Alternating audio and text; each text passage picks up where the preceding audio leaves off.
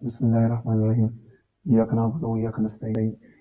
ہم ابھی تقریباً صبح 7:15 بجے پہنچے کراچی، اپنی جگہ پر پہنچ گئے ہیں۔ میری آواز چونکہ خراب ہے، لیکن بہرحال میں کوشش کرتا ہوں کہ اپنا میسج جو ہے تمام ہمارے جتنے بھی کراچی کے بہن بھائی ہیں غیر پاکستانی ہیں ان تک پہنچا دوں۔ انشاءاللہ تعالیٰ آج ہم جلسہ ضرور کریں گے۔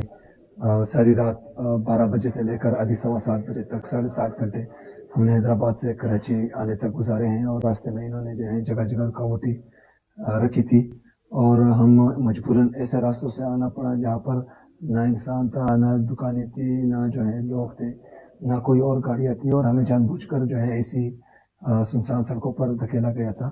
اور یہ میرے اور میری ٹیم کی زندگی کو خطرے میں ڈالنے کے مترادف تھا، کیونکہ وہاں پر کچھ بھی ہو سکتا تھا۔ لیکن بہرحال یہ لوگ اقتدار کے بھوکے ہیں اور اقتدار کے نشے میں اتنے پاگل ہو چکے ہیں کہ ان کو جو ہے ایک صوبے کے وزیر اعلیٰ، ان کی صوبائی کابینہ، ان کے پارلیمنٹرین اور ان کے ساتھ جو لوگ تھے ان کی زندگی کی بالکل فکر ہی نہیں تھی۔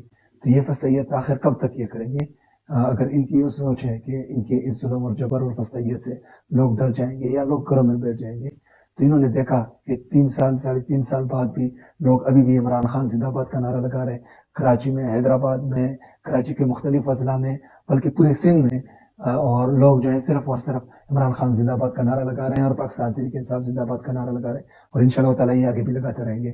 تمام کراچی کے جو غیور شہری ہیں انہوں نے آج ہر صورت نکلنا ہے انشاءاللہ تعالیٰ۔